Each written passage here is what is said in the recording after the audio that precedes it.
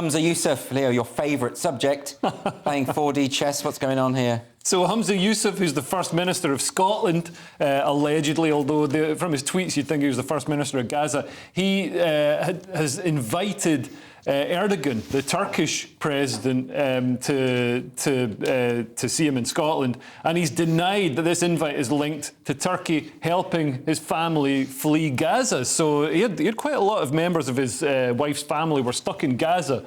The thing is, her parents went over there. They've got other members that were over there. They were told not to go, but they still went.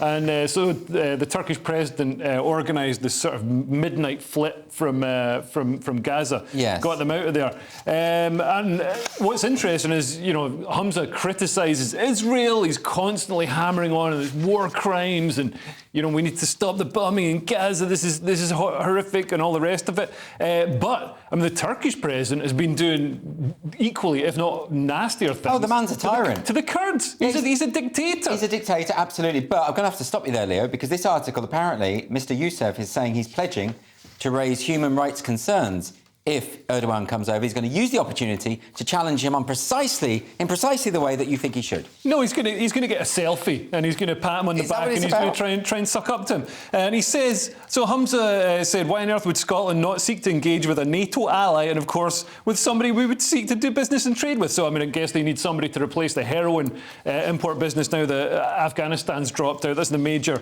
business. You're very cynical, That's the major business in Scotland. It's certainly one that Humza's family seems to be involved in. And also, Scotland isn't a NATO partner of Scotland. Like, the UK is the NATO partner. We didn't devolve the military. All right, but is it not the case that countries on the international stage that want to be taken seriously do invite? I'm talking about Scotland. Yeah, no, do invite leaders from other countries that are perhaps sometimes controversial. We've done it with Saudi Arabia, for instance. I would argue that the Saudi Arabian government or regime has done an awful lot, even more, I think, that we should be worried about. We get an awful lot of money and oil from it. So Nick, come on, it cannot be the case, can it, that he's just sort of inviting him over as a little thank you for helping his family? It would be too transparent and obvious.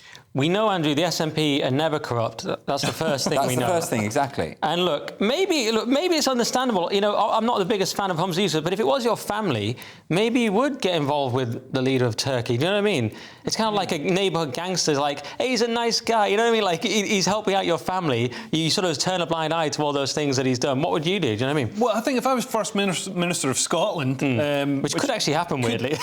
Could happen one day. But if I was First Minister of Scotland, I might also look out for Scotland's interests and look out for maybe the 1,400 babies born with drug addiction. I think being very cynical, I think he will surprise you. He'll invite him over, he'll do like a cook report kind of thing. He'll be like, I've been wanting to get you on the ropes for years. Why have you done this, this and this? The thing is, David Cameron's now been threatening them as a sort of in reprisals. It made me think, who do I dislike more, Cameron or Humza Yousaf? It's still Humza Yousaf, but it's quite close. Yeah, it's a close one.